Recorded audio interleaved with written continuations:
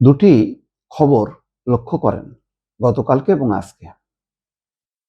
ঈদ উপলক্ষে তারেক রহমানকে মোদির শুভেচ্ছা বার্তা। আর গতকাল জামাতের আমির শফিকুর রহমান বলছেন যে তিস্তা বাঁধ প্রকল্প এটা চীনকে দিতে হবে এবং চীন এটা সম্পাদন করবে। এই দুইটা খবর কেন বলছি? এটাও দুই রকমের খবর, কিন্তু এর মধ্যে একটা সংযোগ আছে। কি সংযোগ আছে বলছি। তারেক রহমানের সরকার ক্ষমতা আসার পর ভারত সম্পর্ক স্বাভাবিক করার উদ্যোগ নিয়েছে, বাংলাদেশও সাড়া দিয়েছে।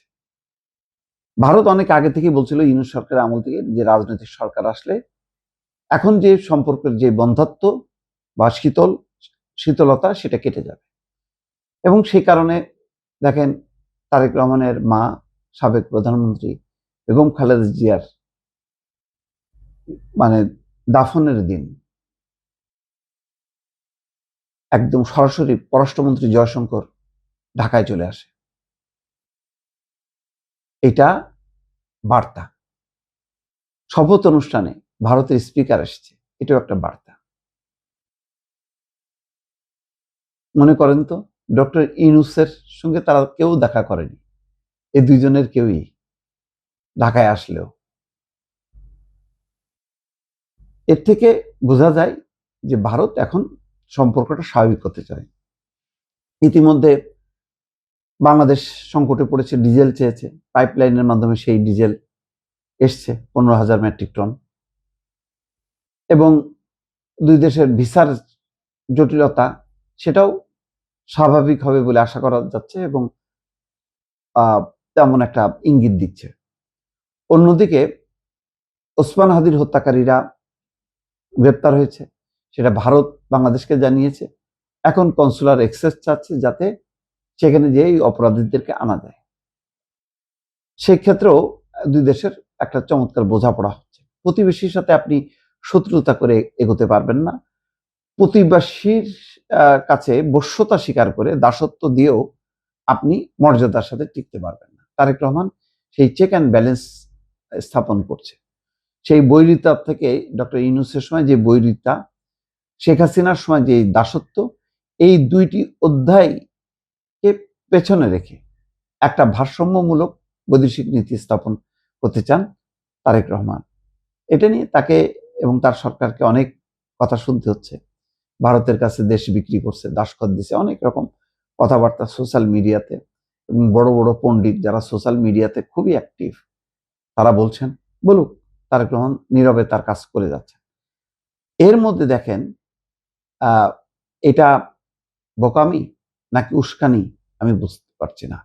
শফিকুর রহমান তিস্তা প্রকল্পটা যেটা সবচেয়ে সেন্সিটিভ, ভারত ভারত মনে করে যে এই তিস্তা বহুমুখী প্রকল্পের নামে একটা লম্বা দীর্ঘ সময়ের প্রকল্প, সেখানে সে তার সামরিক শক্তি মোতায়েন করবে নিরাপত্তার নামে, যেটা নিয়ে ভারত চিন্তিত।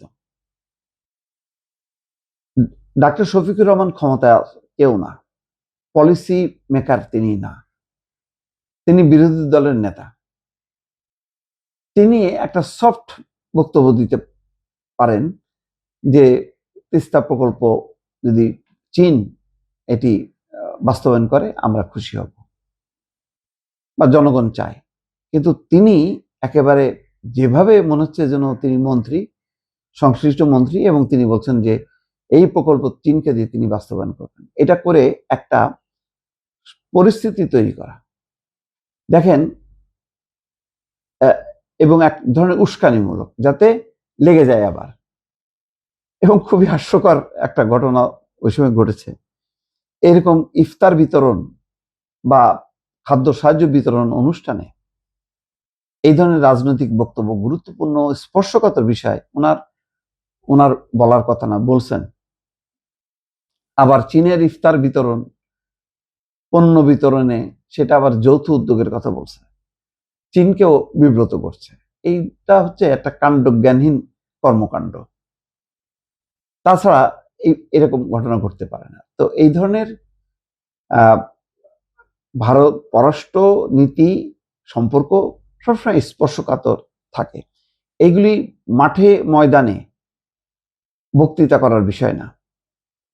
শেখ হাসিনা যদিও দাসত্ব ছিল তার, কিন্তু একই সঙ্গে কিন্তু চীনকে সামলাইছেন, আমেরিকাকে সামলাইছেন, পরের দিকে মানে হাত পা ছেড়ে দিছিলেন, পারেননি শেষ পর্যন্ত। কারণ ভোটটা যদি ঠিক মতন না হয়, তাহলে আপনি আপনার তো কোনো একটা পক্ষকে মানে দাসত্ব স্থাপন করতে হবে। তো ভারতের কাছে তিনি সেই দাসত্ব বিনিময়ে ক্ষমতায় থাকতে চেয়েছেন, ভারতও সেই সহযোগিতা করছে। শেষে আর ভারসাম্য থাকেনি। কিন্তু এখন কিন্তু একটা পরিবেশ তৈরি হয়েছে, যেহেতু এখন নির্বাচিত পার্লামেন্ট আছে, যারা পার্লামেন্টে এসেছেন জনগণের ভোটে নির্বাচিত হয়েছেন, তার একটা জনগণের একটা শক্তি আছে। সেই শক্তির বলে এমন একটা পররাষ্ট্রনীতি করতে হবে, ভারত চীন সব পক্ষ যেহেতু তারা বাংলাদেশের থেকেও শক্তিশালী, তাদের সাথে একটা ভারসাম্যমূলক একটা নীতি নিয়ে এগোতে হবে, যাতে সব পক্ষকে নিয়ন্ত্রণে রেখে বাংলাদেশ তার স্বার্থ উদ্ধার করতে পারে।